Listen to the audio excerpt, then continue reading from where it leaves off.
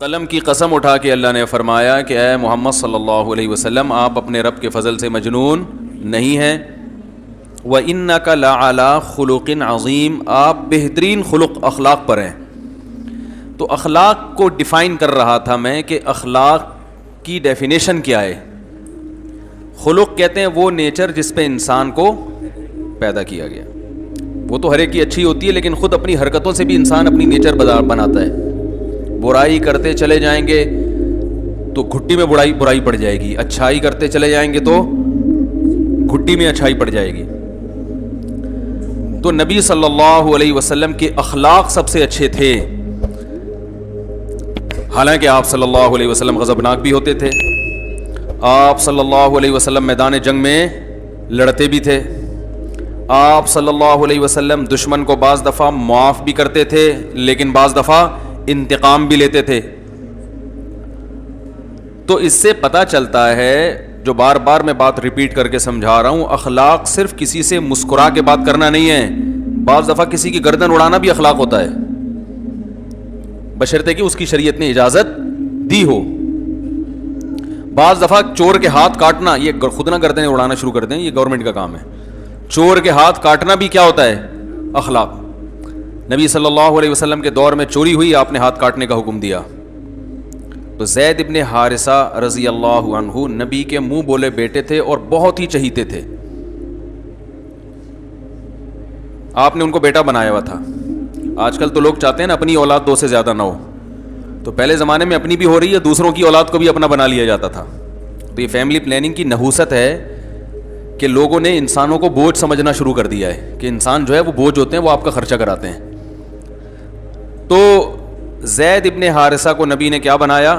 حالانکہ اجمی تھے, غلام تھے, تو ان کو اپنا بیٹا بنا لیا. وہ بے پناہ محبت نبی ان سے کیا کرتے تھے. حالانکہ بھائی عرب تو ویسے بھی اجمیوں سے محبت اکثر آج بھی نہیں کرتے, تو پہلے کیا حال ہوتا ہوگا. آپ بھی جاؤ نا, کوئی اجمی آئے تو وہ زیادہ لفٹ نہیں کراتے اس کو, اللہ ماشاء اللہ جو دیندار ہیں وہ الگ بات ہے. تو نبی صلی اللہ علیہ وسلم کے یہ اخلاق تھے کہ آپ صلی اللہ علیہ وسلم نے ایک عجمی کو جو کہ غلام تھے ان کو بیٹا بھی بنایا. اتنا بڑا شرف کہ بیٹا بنا دیا. بھائی کچھ خادم کے طور پہ رکھ لیتے ہیں, بھائی ملازم کے طور پہ رکھ لیتے, پھر عزت دیتے. نہ نہ نہ, بیٹا بنانے میں جو عزت ہوتی ہے وہ کہیں بھی اس سے زیادہ تو عزت ہے ہی نہیں نا کوئی.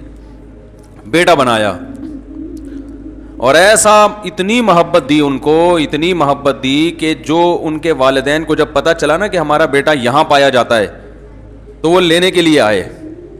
پہلے زمانے میں ایسا ہوتا تھا کہ کوئی ان نون پرسن آپ کے علاقے میں آ گیا نا, کوئی پاسپورٹ ویزا تو ہے نہیں, تو غلام بنا لیا جاتا تھا. آج کل حکومت قتل کر دیتی ہے, جیل میں ڈالتی ہے.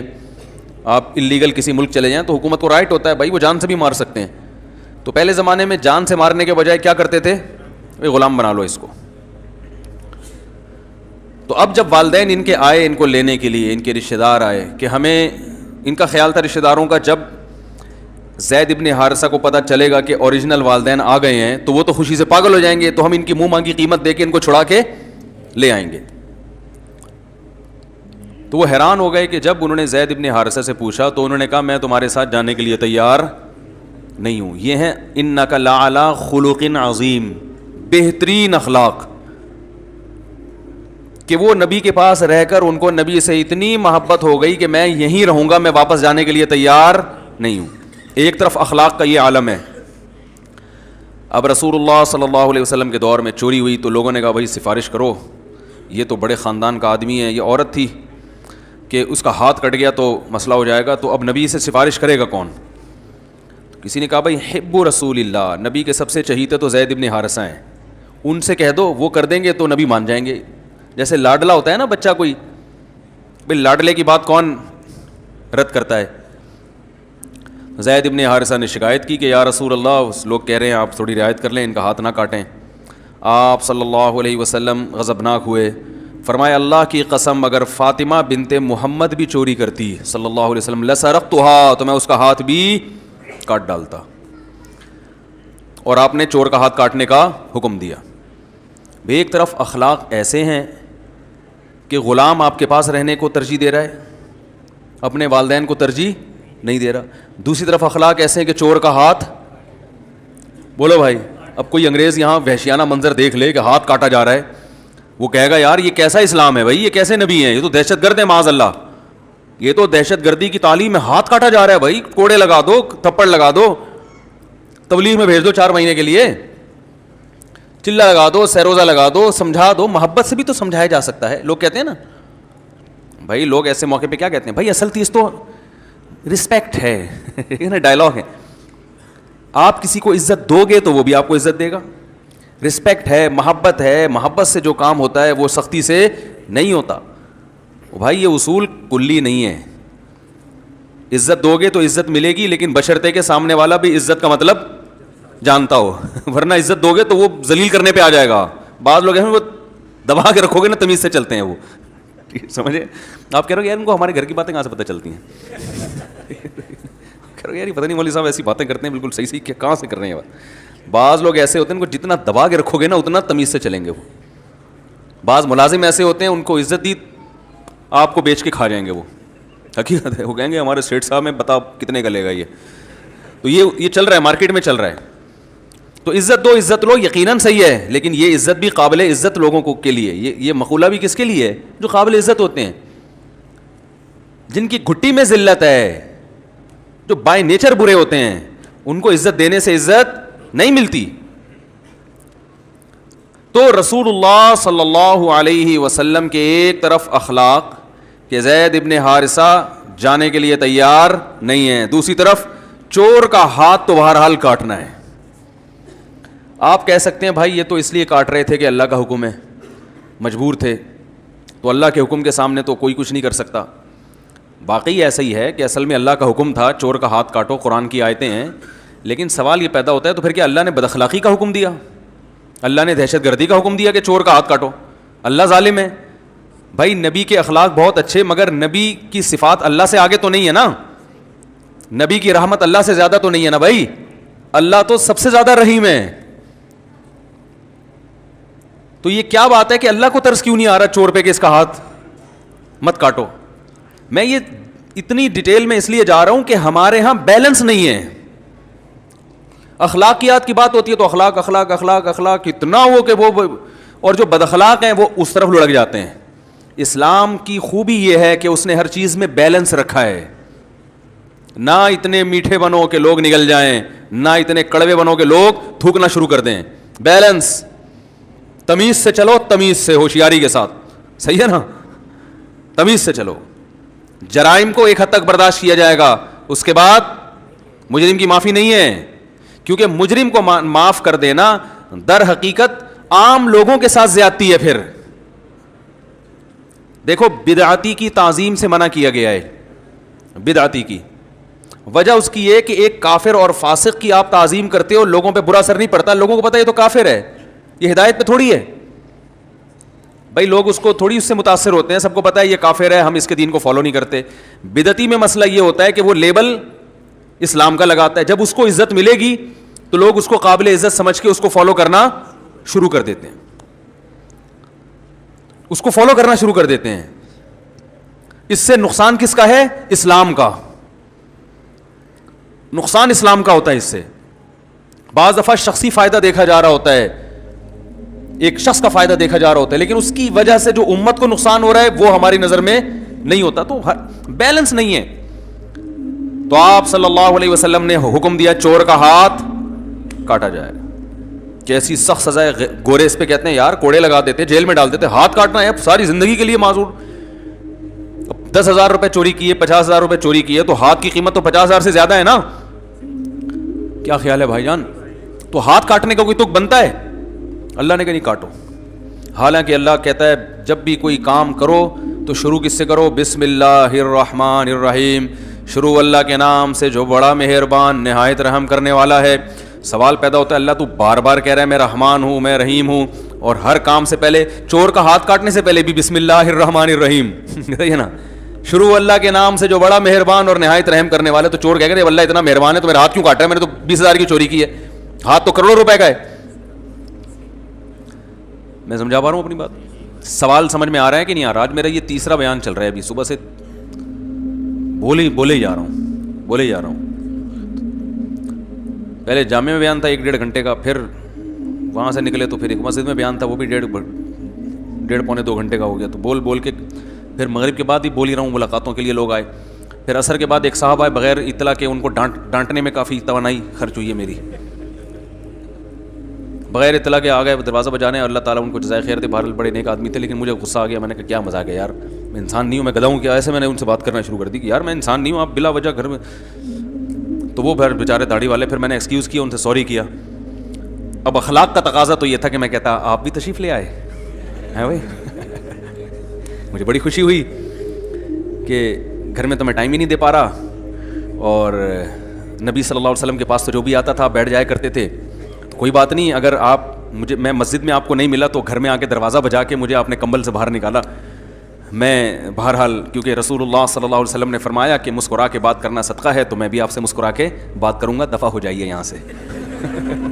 यही होगा ना भाई। अब अखलाक का तकाज़ा है, थोड़ा सख्ती करो।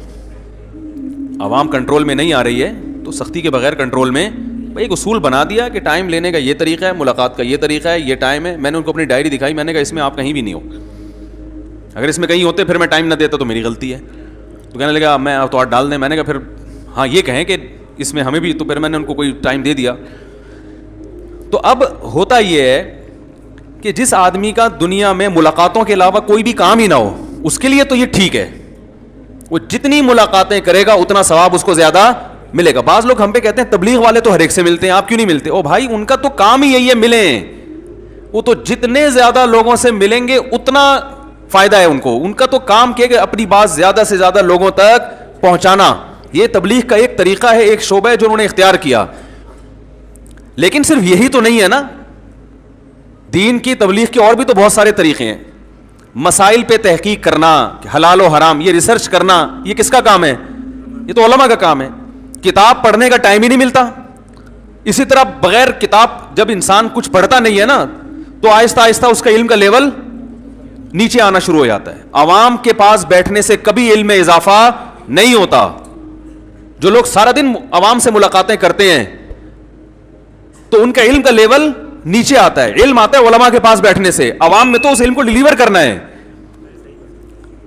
तभी जो उलमा तदरीस नहीं करते, कोई किताब नहीं पढ़ाते, वो सिर्फ आवाम में तकरीरें करते हैं, वो कुछ दिनों में बिल्कुल डाउन जाना शुरू हो जाता है। उनका जो मालूमात का लेवल है ना, वो बिल्कुल सतही बातें पे आ जाते हैं वो।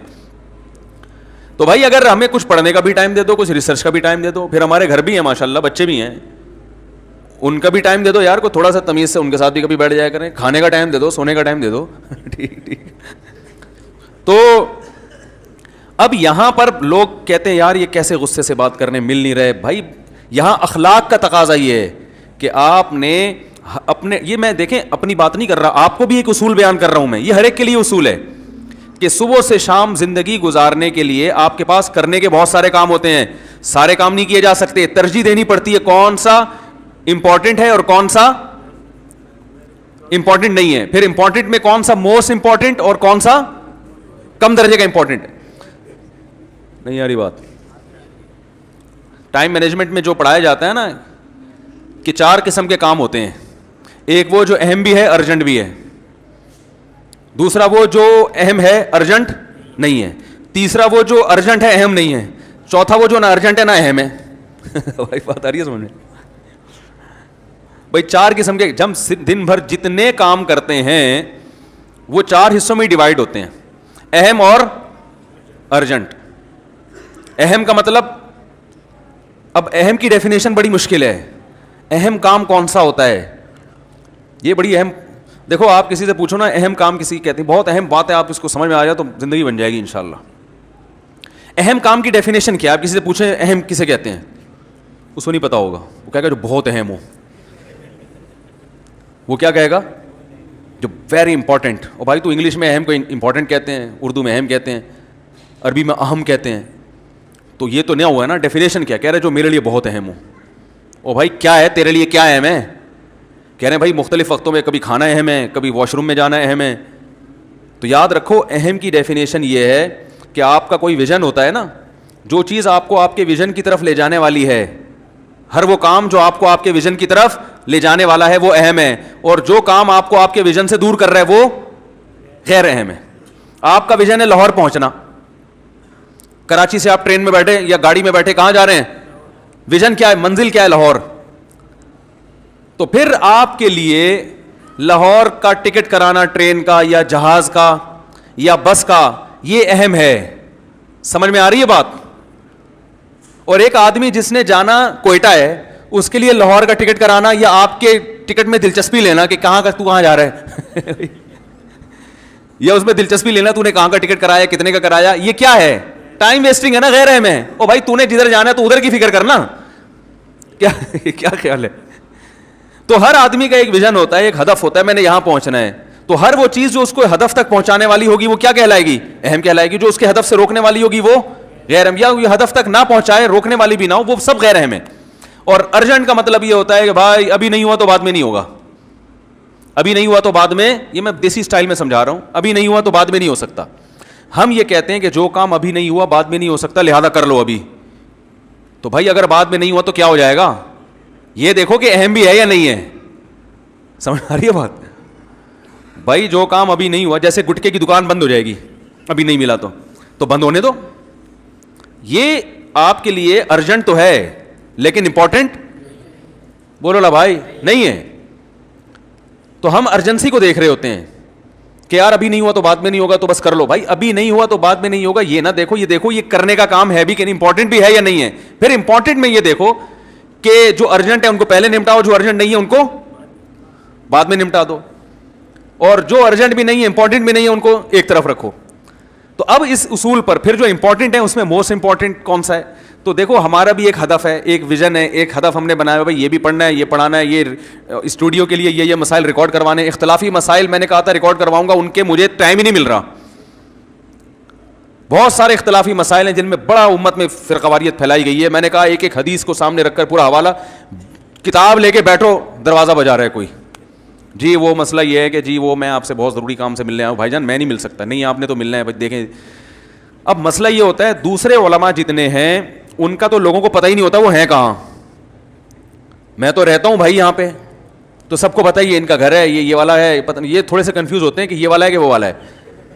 تو وہ کنفیوژن 2-3 دن کی تحقیق میں دور ہو جاتی ہے نا ان کی, تو پھر وہ دروازہ بجا کے وہ پھر پکڑائی میں آ جاتے ہیں ہم لوگ. تو اب اصول یہ ہے کہ دیکھو اپنا بھی یہ اصول بنائیں. دیکھو میں نے ابھی سعید انور کو فون کیا ایک شادی میں دعوت کے لیے, پرسوں کی بات ہے, ہمارے ایک دوست ہیں ان کے بیٹے کا ولیمہ ہے. تو میں نے سعید انور کو فون کیا, میں نے کہا وہ سفارش کر رہے ہیں میرے ذریعے سے آپ ان کی دعوت میں آ جائیں. انہوں نے کہا میں 9 بجے کے بعد سو جاتا ہوں, زمین آسمان ادھر سے میں نہیں جاتا, اللہ یہ کہ کوئی قریبی رشتہ دار ہو جس کی رشتہ داری ٹوٹنے کا خطرہ ہو. تو مجھے غصہ آنا چاہیے تھا, کیا خیال ہے؟ مجھے آنا چاہیے یار, میں مفتی طارق مسعود آپ کو بول رہا ہوں آپ ولیمے میں آؤ یار, اور آپ بول رہے ہو میں سو جاتا ہوں. میں نے نا ایسے ویلڈن 3-4 انگوٹھے بھیج دیے. میں نے کہا یہ ہٹو بچوں آدمی ہے, زندہ آباد ایسا ہی ہونا چاہیے انسان کو, ورنہ دنیا میں کسی کام کا جو بھی جہاں اٹھا کے جا رہا ہے 3 بجے لے جا رہا ہے پراٹھے کھلانے کے لیے, 3 بجے نکل لیے, اس کے ساتھ 4 بجے لے جا رہا ہے کہ جی دوستی یاری میں, تو چاروں دوستوں کو خوش کرتے رہو, ایک دھماکے کے ساتھ پھٹ کے ہلاک ہو جاؤ کچھ دنوں کے بعد. یہی ہوگا نا. جو 12 بجے ولیمہ کھائے گا اور کھا بھی کیا رہا ہے, نان قورمے کے ساتھ, گھی پورا جمنے والا نسوں میں. اس وقت تو دال چاول بھی کھاؤ گے تو ہضم نہیں ہوگا 12 بجے, اور آپ نان جو ہے نا میدے کا بنا ہوا نان, وہ قورمے میں, یا بریانی گھی والی, وہ پھر بیف کی اور اس میں چربی اور اس میں یہ ساری چیزیں 12 بجے کھا کے گھر آتے ہی سو جاؤ گے, تو وہ جو دوست ہے وہ تو خوش ہو جائے گا ماشاءاللہ ولیمے میں انہوں نے شرکت کی, جی السلام علیکم. تھوڑے دنوں میں جب ایمبولینس جو ہے نا وہ ٹینی نانا کرتے ہوئے آپ کو لے کے جا رہی ہوگی نا, تو وہ دوست کچھ بھی نہیں کرے گا آپ کے لیے. وہ یہ بھی نہیں کہے گا یار یہ میری دعوت کھانے سے اس کا یہ حشر ہوا ہے. صحیح ہے نا. تو میں نے کہا آدمی ایسے ہی ہونا چاہیے بھائی, ایک اصول بنا دیا 9 بجے کے بعد ہم کہیں نہیں جاتے. انہوں نے کہا میں نہیں جاتا 9 بجے کے بعد, اللہ یہ کہ رشتہ داری تو پھر ایک الگ چیز ہے, کوئی قریبی بہت ہی رشتہ ہو جو رشتہ داری ٹوٹنے کا خطرہ ہو, پھر ایک الگ بات ہے, نہیں جاتے. تو میں ناراض نہیں ہوا, میں نے کہا ایسا ہی ہونا چاہیے بھائی, ایسے ہی بندے مارکیٹ سے کیا ہیں, چھاٹ ہیں. اگر سب یہ کرنا شروع ہو جائیں تو لوگ اپنے ولیمے کی سیٹنگ چینج کر دیں گے. بھائی 9 بجے 8 بجے کھانا ہوگا, صحیح ہے نا, کیونکہ کوئی آتا ہی نہیں 9 کے بعد, یا دوپہر کو. انہوں نے کہا اگر کوئی میرا بہت ہی چہیتا ہے نا, جو چاہتا ہے کہ سعید انور نے لازمی آنا ہے, تو پھر وہ دوپہر کو ولیمہ کرتا ہے میرے لیے کہ یار سعید انور کو لازمی بلانا ہے, ہم ولیمہ کب کریں گے, دوپہر کو کریں گے. میں نے کہا یار یہ ہٹو بچوں ہو گیا استاد.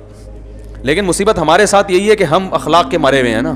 میں اگر کہوں گا تو یار یہ مفتی صاحب ہو کے, جناب مفتی صاحب ہو کے ایسی باتیں کر رہے ہیں یار, تو وہی ہے, ایک دن مفتی صاحب 12 بجے شادی سے آ رہے ہوں گے, ٹھیک ہے نا, اور جی مفتی صاحب کا بیان, مفتی صاحب تھے, مفتی صاحب ہوا کرتے تھے, قورمے کی نظر ہو گئے بیچارے. تو آدمی کو ان چیزوں میں مضبوط ہونا پڑتا ہے, مضبوط.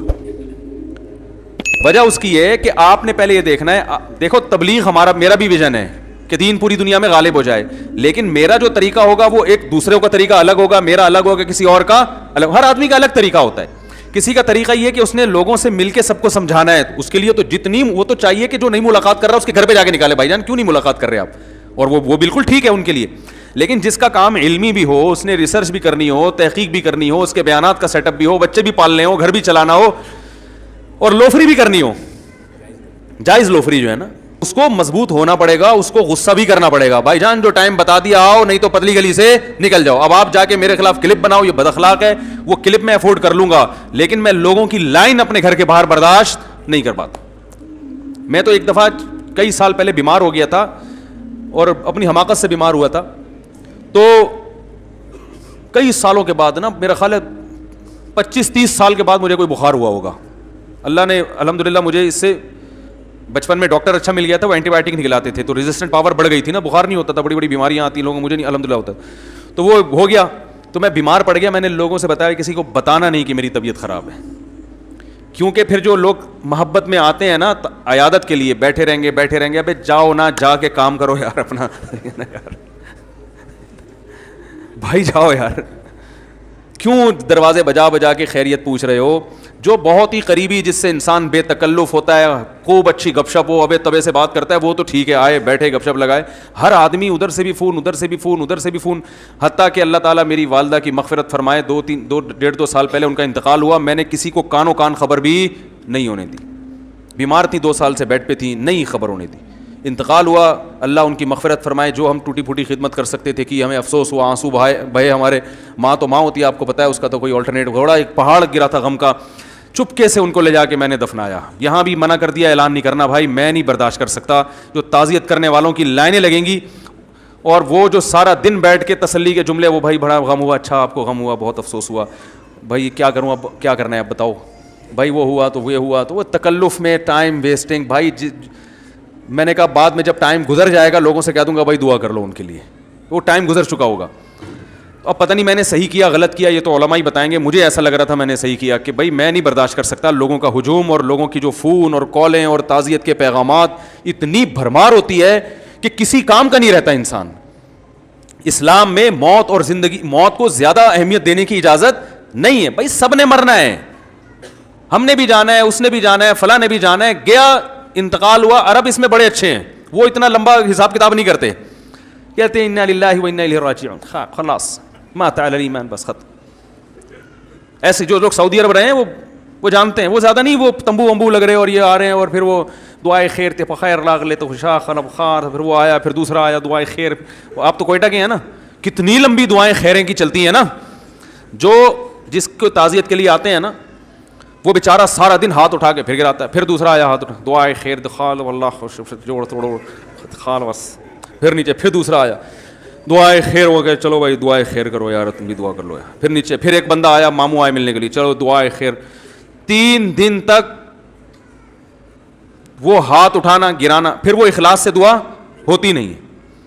وہ میت کے لواحق میں کہہ رہے ہیں چلو بھائی اب پھر سے کر لیتے ہیں, کیا کریں, اللہ کرے ہو سکتا ہے یہ 50ویں مرتبہ میں مغفرت ہو جائے. ہیں بھائی, سب ایک رسم ہے. اس لیے وہاں کے پی کے علماء بھی اس کو جائز نہیں سمجھتے, کسی سے بھی فتویٰ لے لیں آپ. پنجاب میں بھی ایسا ہوتا ہے. پنجاب میں کیا ہوتا ہے کہ رونے کے پروگرام چل رہے ہوتے ہیں باقاعدہ. میت ہو گئی, سب نہیں ہے, سب پنجاب والوں کی سب کی بات نہیں کر رہا, بہت سی جگہوں پہ رونے کے باقاعدہ کیا ہوتے ہیں پروگرام. اب وہ بیٹی آئی امریکہ سے, وہ پہلے پھوٹ پھوٹ کے روئے گی. وہ جہاز میں آ رہی ہے آرام سے نا, آرام سے. میں نے خود دیکھا یہ منظر, جہاز میں آئی آرام سے, جناب ایئرپورٹ پہ ٹیکسی میں بھی آرام سے, بڑے آرام سے تمیز سے آتے آتے, جیسے ہی میت کی کسی لواحقین میں سے کسی میں, وہیں سے اسپیڈ شروع. مقابلے ہوتے ہیں, جو زیادہ رو رہا ہے اس کو زیادہ محبت ہے, جو چپ بیٹھا ہوا ہے اس پہ ابد کیا تجھے محبت نہیں ہے کیا. رونے کے کیا چلتے ہیں, مقابلے چل رہے ہوتے ہیں. نہیں رو تو اس کا مطلب ہے آپ کو تو محبت ہی نہیں تھی ابا سے. ایک خاتون کے میاں مر گئے, سچا واقعہ ہے. میرے پاس فون آیا, ہمارے کو ریلیٹو تھیں, پھوٹ پھوٹ کے رو رہی ہیں. کہ میرے میاں مر گئے, ہائے میں بیوہ ہو گئی, اوف, ایسی انہوں نے روئی ہیں کہ جو بھی خون سنے گا وہ بھی بیچارہ پھوٹ پھوٹ کے رونا شروع کر دے. تو چونکہ ہمارے اب کیا زیادہ ڈیٹیل میں نہیں جانا چاہیے, تو ہم لوگ جب ان سے ملنے کے لیے گئے تو بالکل فٹ فاٹ. ہم نے کہا آپ کو تو بڑا غم تھا, کہہ رہے ہیں جان چھوٹی, بڑی مصیبت دی ہوئی تھی, ٹینشن دی. وہ بندہ ٹھیک نہیں تھا نا جس کا انتقال ہوا, وہ بہت ظلم کر رہا تھا اپنی بیوی کے اوپر, بالکل بھی ٹھیک نہیں تھا وہ آدمی. تو وہ ہے نا جان چھوٹی, اللہ کا فضل ہو گیا, اللہ نے خود ہی اٹھا لیا. لیکن اب مرنے پہ ایسا ریئیکٹ کرنا ہے وہ ایک مجبوری ہے بھائی. اگر ایسا ریئیکشن نہیں کیا لوگ بولیں گے واہ بھائی واہ, میاں مر گیا, رونا ہی نہیں آ رہا ان کو. تو یہ ڈرامے چل رہے ہیں زیادہ تر. اسلام میں حکم یہ ہے کہ بھائی کوئی میت ہو گئی تو 3 جملے کہو اور پتلی گلی سے نکل لو. اعظم اللہ اجرک, وہاں جاؤ تسلی کے, جو وہ بھی ہر آدمی نہ جائے بھائی, جن کے کوئی خاص رشتہ دار ہیں, جو ریلیٹیو ہیں, جو جن کے جانے سے تسلی ہوگی سامنے والے کو, 3 جملے بولو جا کے بھائی اعظم اللہ اجرک, جو مصیبت آپ کو پہنچی ہے اللہ اس پہ آپ کے اجر میں اضافہ کر دے.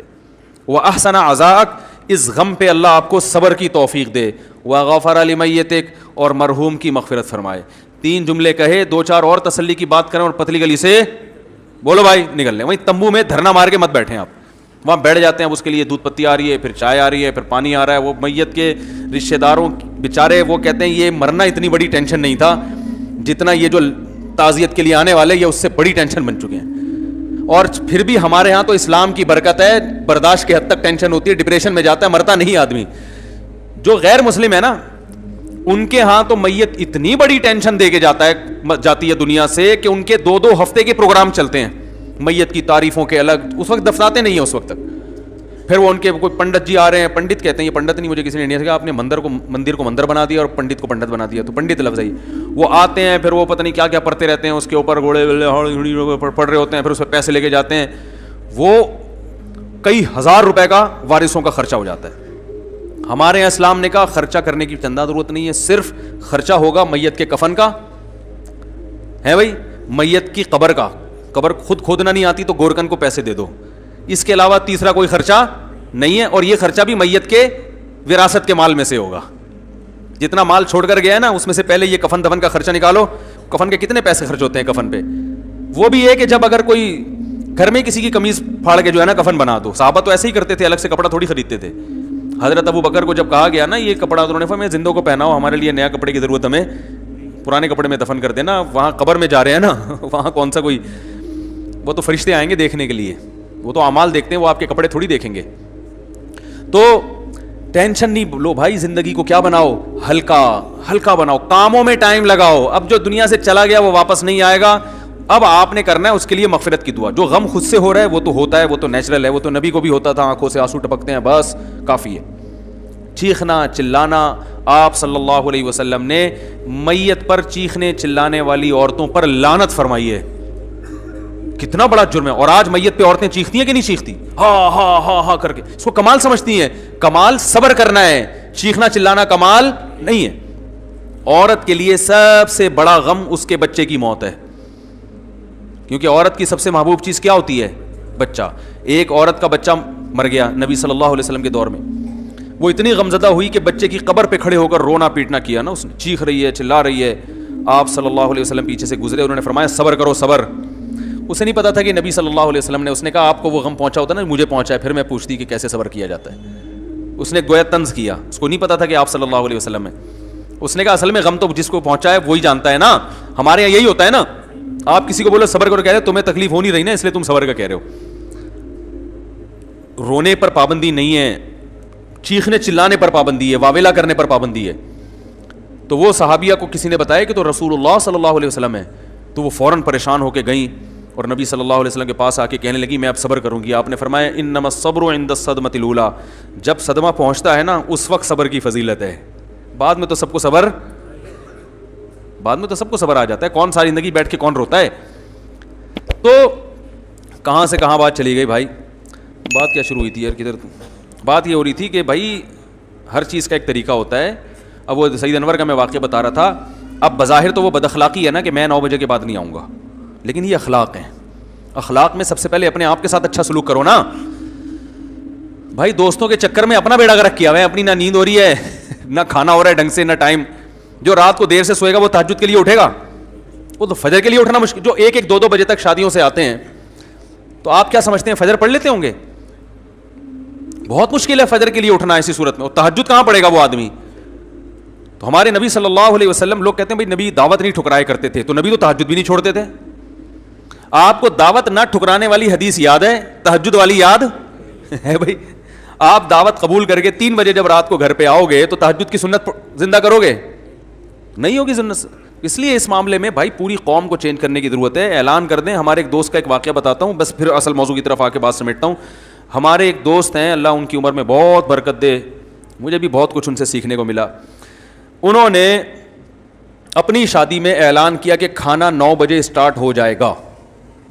کھانا 9 بجے, یہ سیکھیں, یہ چیز سیکھنے کی ہے.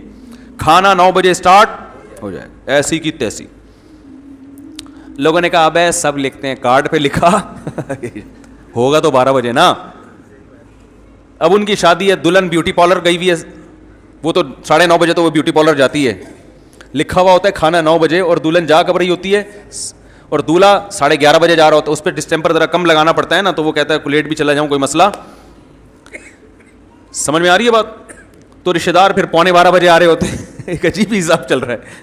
تو کوئی بھی ٹائم کا پابند نہیں ہوتا. انہوں نے پہلے کر دیا کہ 9 بجے ٹائم کی پابندی کی جائے گی, سب کو بتا دیا. تو اب کیا ہوا کہ 9 بجے یہ دولہا بن کے پہنچ گئے شادی ہال میں. ویٹر سے کہا کھانا لگا دو. وہ کہہ رہا کوئی بندہ ہی نہیں ہے تو کہاں سے لگا دوں کھانا. انہوں نے کہا بھائی ہم ٹائم کے پابند ہیں, جس نے آنا ہے, نہیں آنا نہیں آئے, کھانا لگ جائے گا, ہم کھا کے چلے جائیں گے. دلہن بھی مارکیٹ سے شارٹ ہے, کمال کی بات یہ ہے. دلہن کیا ہے, وہ بھی نہیں ہے. انہوں نے کہا بھائی ہماری ہڈک نہیں ہے. ابھی سے عادت, دلہن کو بھی تو عادت ڈالو نا ٹائم کی پابندی کی. بھائی 9 بجے کھانا اسٹارٹ ہو جائے گا. میں یہ نہیں کہہ رہا کہ گھر کو آفس بنا دیں آپ. اب پتہ چلا جا کے پھڈے بیگم 7:03 پہ کھانا چاہیے مجھے, 3 منٹ پہ 4 منٹ ہو گئے, وہ تیش میں آ گئے. وہ یہ گھر میں تو تھوڑا لچک کے ساتھ ہی چلنا پڑتا ہے. اس کے بھی کچھ اصول ہے, ضابطے ہیں, وہ ایک الگ ٹاپک ہے کہ گھر میں اصول کیا ہونا چاہیے. اس میں بھی اتنی بے اصولی نہیں ہے کہ کچھ پتہ ہی نہیں ہے کہ کب کھانا ہونا چاہیے, کب سونا ہونا چاہیے. لیکن ایک اس میں وہ بہرحال وہ فوج والا اصول گھر میں نہیں چلتا. اب انہوں نے کیا کیا, 9 بجے کھانا ویٹروں کو بولا لگا دو ایسی کی تیسی. انہوں نے بھائی نہیں یار کوئی بھی نہیں آئے گا. انہوں نے کھانا ضائع ہو جائے گا, ٹھنڈا ہو جائے گا. بھائی ہونے دو. کھانے میں ایسی کشش ہے نا, اس کی خوشبو دلہن کو بیوٹی پارلر میں پہنچ گئی, اس کی خوشبو سالوں کو پہنچ گئی ان کے گھر میں, حالانکہ وہ 20 کلومیٹر دور تھے. کھانا جب اسٹارٹ ہوتا ہے نا تو خبر جنگل میں آگ کی طرح پھیلتی ہے. 9 بجے کھانا اسٹارٹ ہوا, 9:30 بجے پوری پبلک موجود تھی. کھانا ایسی چیز ہے آدمی کمپرومائز نہیں کرتا. بھائی پہنچو یار, ایسی کی تیسی. خواتین بھاگ گئیں, ساڑیاں کو چھوڑو, جو شلوار قمیض اور سادہ پجامہ ہے وہ پہن کے بھاگو. کھانا کون چھوڑتا ہے یار؟ اب سجنے کے چکر میں کھانا ہی بعد میں آ کے کسی اور تقریب میں نمائش کر دیں گے. ابھی کیا کس کو فوکس کرو؟ کھانا. کیونکہ اب یہ ڈر ہوتا ہے نا نکل جائے گا. بھائی آپ نے لوگوں کو دیکھا پلیٹوں میں کتنا بھرتے ہیں کھانا, حالانکہ ان کو پتا ہوتا ہم کھا نہیں سکتے, لیکن وہ اس لیے بھر رہے ہوتے ہیں کہ یہ جو موٹے اچھے پیس ہیں یہ نکل نہ جائے کہیں ہاتھ سے. یہ ہوس ہے, پتہ ہے نہیں کھا سکتے اتنا, لیکن یار چلو بچ جائے گا نا. ایسا نہ ہو کہ ختم ہو جائے بعد میں جائے ملے نہیں, یا جو لیگ پیس ہے وہ کوئی اور اٹھا کے لے جائے, اور چیسٹ والا ہم کھاتے نہیں ہے کوئی بھی, یا چیسٹ پیس کوئی لے جائے, ہم لیگ نہیں کھاتے, تو کچھ بھی ہو سکتا ہے. تو وہ کہتے ہیں 9 بجے کا مطلب ہم نے اسٹارٹ کر دیا, اور 9:30 بجے تک پبلک سب پہنچ چکے تھے بھائی, اور کھانا کھا رہے ہیں, وجہ سے انجوائے کر رہے ہیں. ہاں بھائی اور بھی خیریت سب سیٹ ہے. اس کے بعد سب کو پتہ چل گیا کہ ان کے 9 بجے کا مطلب 9 بجے ہی ہوتا ہے. مجھے اس پر اکثر ایک لطیفہ یاد آتا ہے, کئی دفعہ سنا چکا ہوں, لیکن نئے لوگ بھی آتے ہیں نا. ایک آدمی نے کسی کو دعوت دی, یار کبھی ہمارے غریب خانے میں بھی دال روٹی کھا لیا کرو. تو اکثر لوگ کیسے کہتے ہیں نا, ہماری بھی دال, مطلب تو یہ ہوتا ہے جب گھر میں آؤ گے تو اچھا کھلائیں گے نا بھائی, قورمہ کھلائیں گے, بریانی کھلائیں گے, کوئی اچھی چیز کھلائیں گے. لیکن تواضع میں لوگ کہتے ہیں غریب خانے میں دال, کبھی ہماری بھی دال روٹی کھا لیا کرو یار. تو اس چکر میں چلا گیا, یار بھائی دال روٹی کہہ رہا ہے لیکن کھلائے گا تو قورمہ بریانی. چلا گیا وہاں, جا کے دیکھا دال روٹی رکھی ہوئی ہے. تو اتنے میں نا کتا زیادہ بھونک رہا تھا, تو جو میزبان نے کتے سے کہا چپ ہو جا ورنہ تیری ٹانگیں توڑ دوں گا. تو یہ کتے سے کہتا ہے یہ ٹانگیں واقعی توڑے گا تیری. یہ جو بات کہتا ہے اس کا مطلب وہی ہوتا ہے. ہم جب کہتے ہیں ٹانگیں توڑ دے گا تو ایک دھمکی ہوتی ہے نا, ورنہ ٹانگیں کون توڑتا ہے کسی. کہہ رہے چپ ہو جا ورنہ یہ واقعی ٹانگیں توڑے گا. اس کے ہاں مجاز نہیں ہے, حقیقت ہے. سمجھ رہے ہو؟ تو ہمارے ہاں جب بھی کوئی لفظ بولا جاتا ہے اس کا حقیقی مطلب تو کبھی بھی لیا جاتا ہی نہیں ہے. سب کہتے ہیں 10 بجے ملاقات کا مطلب یہ ہے کہ 12 بجے ہے. میں ولیموں میں کیوں نہیں جا رہا بیان کرنے کے لیے, ایک بڑی وجہ یہ بھی ہے, کئی بار کا تجربہ ہے. میں نے ان سے کہا یار ایک ٹائم دو, اس ٹائم پہ میں بیان شروع کر دوں گا. انہوں نے کہا ٹھیک ہے 10 بجے. میں نے کہا مجھے پتا ہے 10 بجے کا کہہ رہے ہو, بیان 11 بجے ہوگا, تو 11 بجے ہی میں ڈائری میں نوٹ کر لیتا ہوں. سمجھ رہے ہیں نا؟ نہیں آپ 10:30 کا چلیں کر لیں, چلیں 11:15 کر لیں.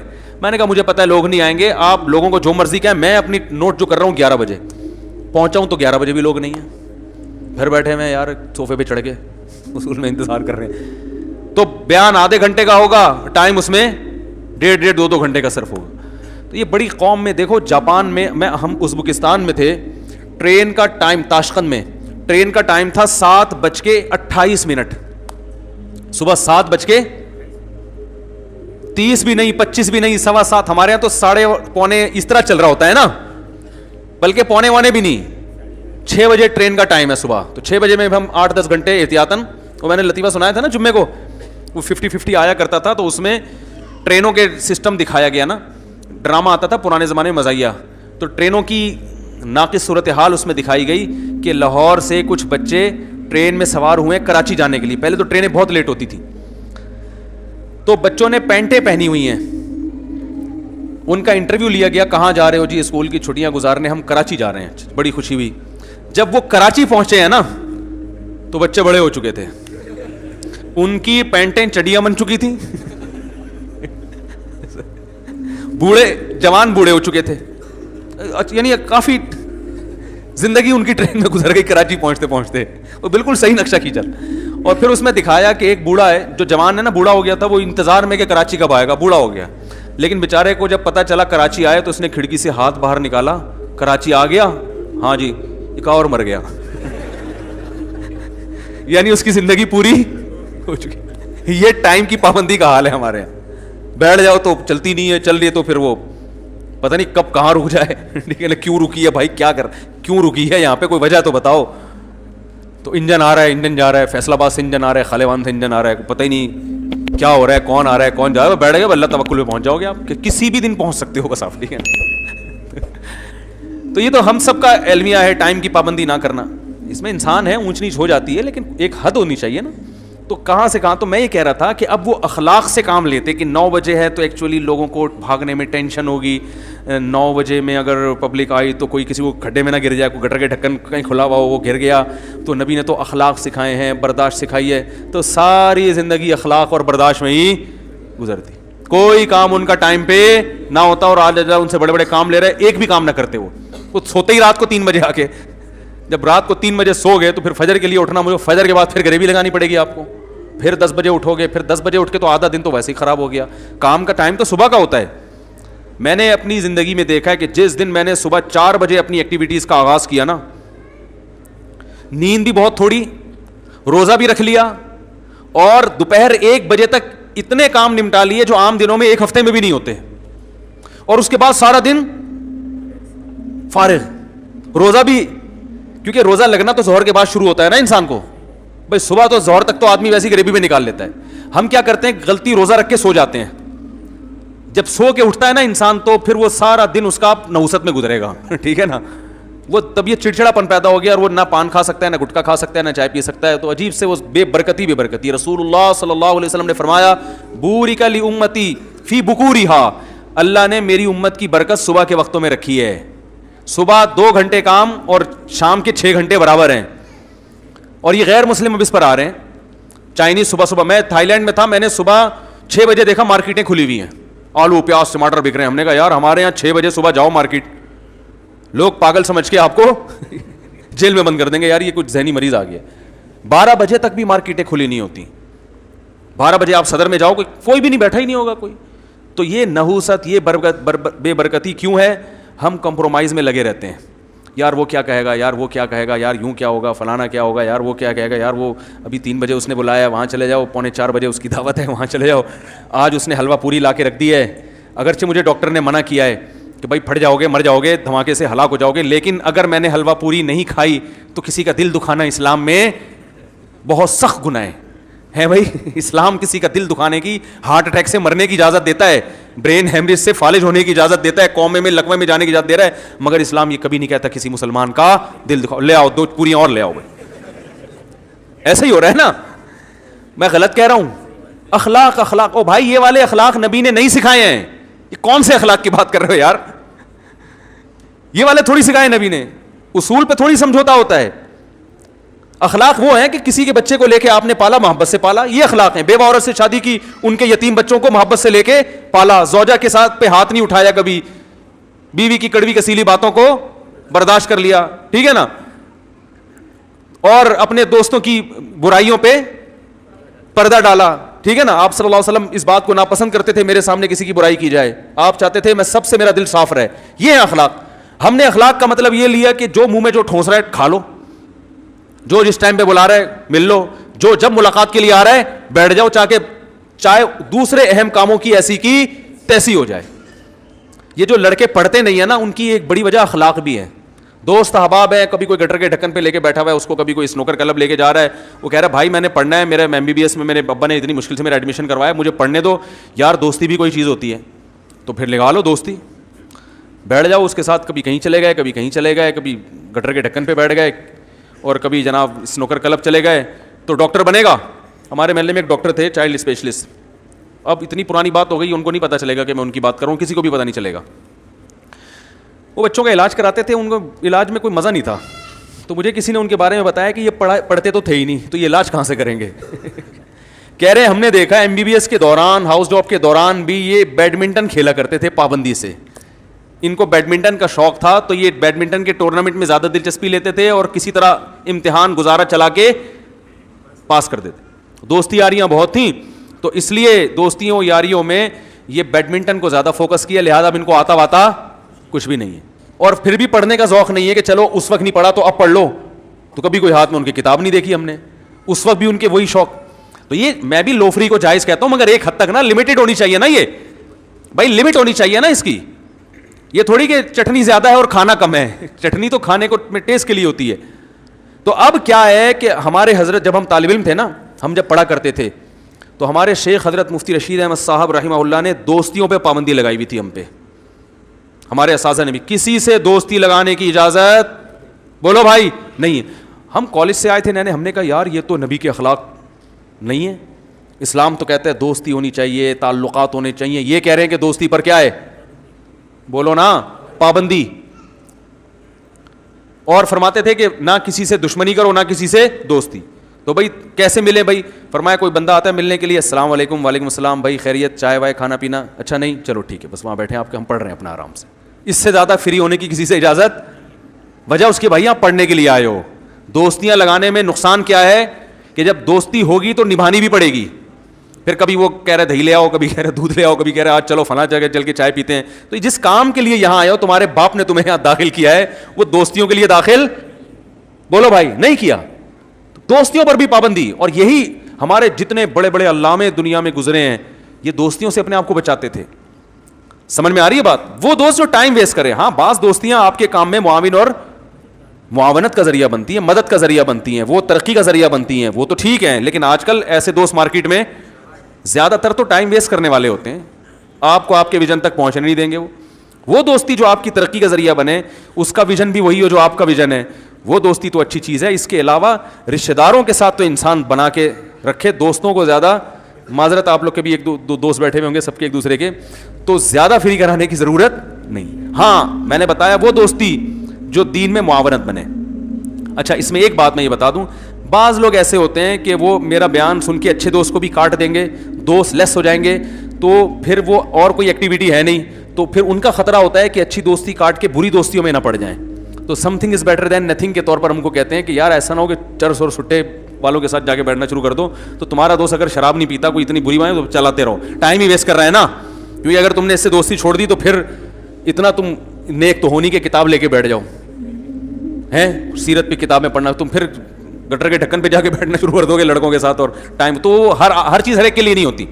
تو رسول اللہ صلی اللہ علیہ وسلم کے اخلاق کیا ہیں؟ چور کا ہاتھ کاٹنا. زانی کے بارے میں اخلاق کیا ہیں؟ بولو بھائی 100 کوڑے لگائے جائیں گے کھلے عام. شرابی کے بارے میں اسلام کی سزا کیا ہے؟ کھلے عام 80 کوڑے مارو اس کو، کم بخت کو، ٹھیک ہے نا. اگر پکڑا گیا نا بدبو منہ سے آ رہی ہے اور آپ نہ ماریں، اسلامی حکومت کا کام ہے یہ.